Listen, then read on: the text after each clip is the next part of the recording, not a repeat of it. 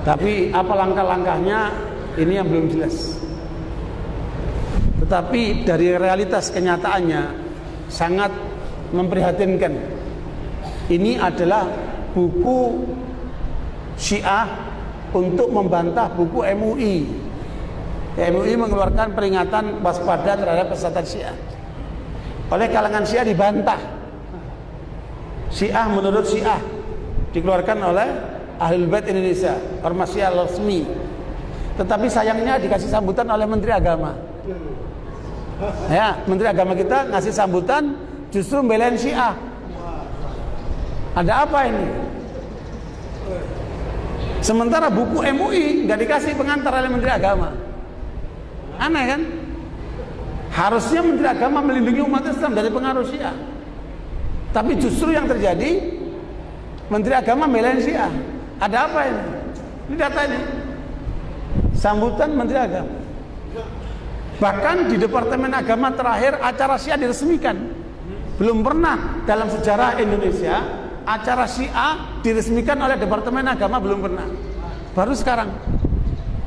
Belum pernah ulama-ulama Syiah bicara di Istiqlal. Baru sekarang.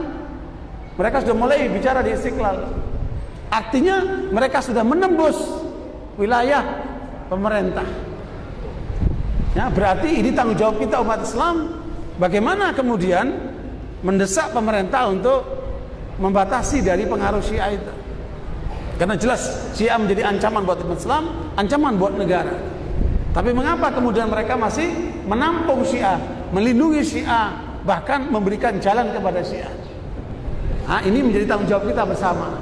Ya, kita terus berjuang meyakinkan pemerintah, kemudian mengungkap tentang bahaya mereka. Bahkan ini rahasia penting khusus untuk warga Tulungagung dan sekitarnya, bahwa ada tokoh Syiah yang kemarin sadar menjadi Sunni, mengungkapkan data bahaya sekali.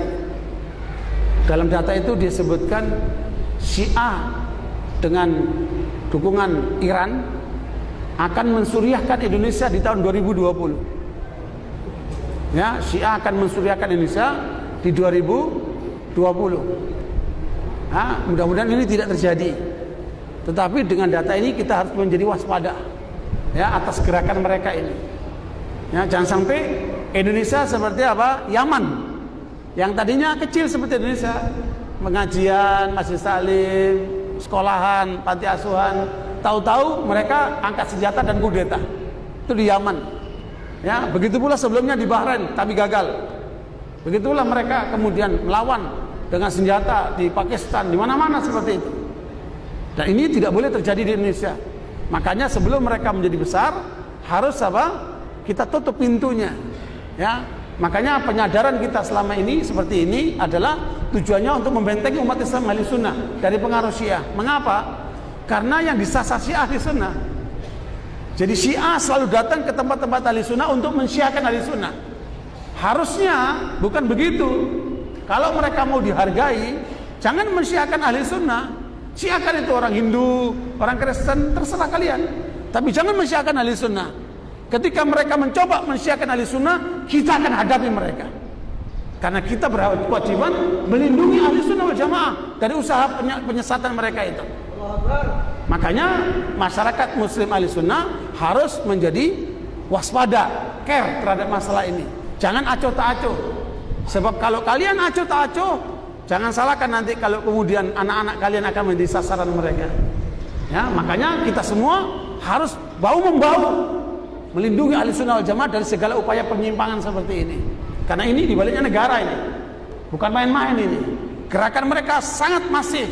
Lihat data-data tadi kan, mereka sudah masuk kemana-mana, bahkan sudah masuk ke TNI, ya, sudah masuk ke lembaga-lembaga negara.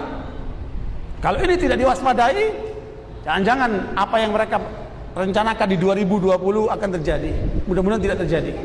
Makanya perlu kewaspadaan kita bersama. Ya, saya tidak nakut-nakuti, tetapi ini adalah peringatan dini untuk kita lebih waspada. Tsunami aja diperingatkan, apalagi aliran